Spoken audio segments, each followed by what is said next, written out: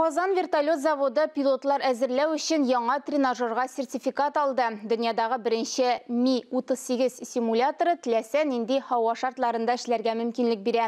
Шундый типтагы канатлы машинаны заводта җыялар. Борт 274. Выполняйте разворот влево. Крен 30. Ұшыш вакытындагы иң куркыныч тайпылышлар да хәзер гадәти хәл. Барлык штаттан тыш хәлләр Ми-38 вертолетының яңа тренажеры ярдәмендә булдырыла. Сейчас выключим двигатель, сымитируем посадку с одним двигателем. То есть вот у нас показывает, что один двигатель в отказе. Канатлы машина Казан вертолет заводында җыела. Шунда ук пилотлар әзерлек курслары уза. Бу Ми-38 вертолетының виброактив платформасы булган дөньядагы бердән-бер стимулятор. Его уникальность в том, что он имеет две сцены визуализации.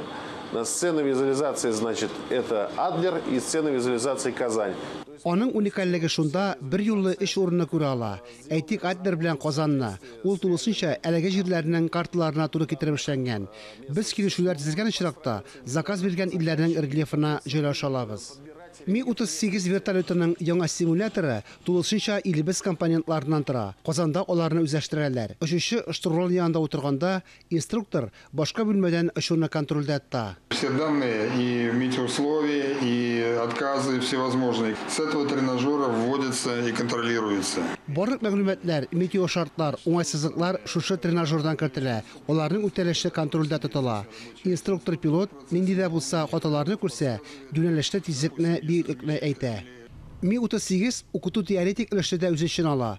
Завод базасында уку үзәгендә белем бирәләр. Шулай итеп, хәзер заказчы вертолетны сатып алмый, анда эшләргә өйрәтелгән пилотларны да үзенә ала.